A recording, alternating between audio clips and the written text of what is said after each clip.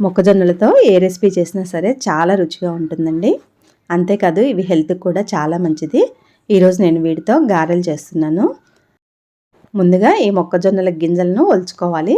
తర్వాత వీటిని మిక్సీ జార్లో వేసుకొని రుచికి తగినంతగా ఉప్పు, కొద్దిగా పసుపు వేసుకోవాలి. అలాగే కొన్ని అల్లం ముక్కలు, పచ్చిమిర్చి ముక్కలు కూడా వేసి మెత్తగా మిక్సీ పట్టుకోవాలి. నీళ్ళు ఏమీ పోయవలసిన అవసరం లేదండి. మొక్కజొన్నల్లో ఆల్రెడీ నీళ్ళు ఉంటాయి గింజల్లో, కాబట్టి నీళ్ళు పోయవలసిన అవసరం అస్సలు ఉండదు. ఇలా గట్టిగా మెత్తగా రుబ్బుకోవాలి. మిగిలిన వాటిని కూడా ఇంకొకసారి వేసి రుబ్బుకున్నాను. ఈ రెండు కూడా ఒకసారి బాగా కలుపుకోవాలి. మొదటి బ్యాచ్లో అల్లం, పచ్చిమిర్చి, ఉప్పు వేసాం కదా, రెండో బ్యాచ్లో ఏమీ వేయలేదు. ఈ రెండు కూడా కలిసేలాగా ఒకసారి కలుపుకోవాలి. తర్వాత ఇందులోనే సన్నగా తరిగిన కరివేపాకు, కొత్తిమీరను కూడా వేసుకొని ఒకసారి బాగా కలుపుకోవాలి.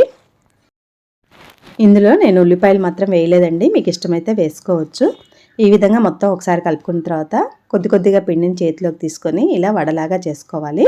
కాగుతున్న నూనెలో ఒక్కొక్కటి వేసుకోవాలి. ఇవి ఆయిల్లో వేసిన తర్వాత కొద్దిసేపటికే ఇవి పైకి తేలుతాయి. అలాగే ఉబ్బుతాయి కూడా, చక్కగా పొంగుతాయి. మనం లేత గింజలను తీసుకున్నట్లయితే ఇవి చక్కగా పొంగుతాయండి. మంటను మీడియం ఫ్లేమ్లో పెట్టుకుంటూ అటు ఇటు తిప్పుకుంటూ ఇలా మంచి కలర్ వచ్చేదాకా వేయించుకొని తీసేసుకోవడమే.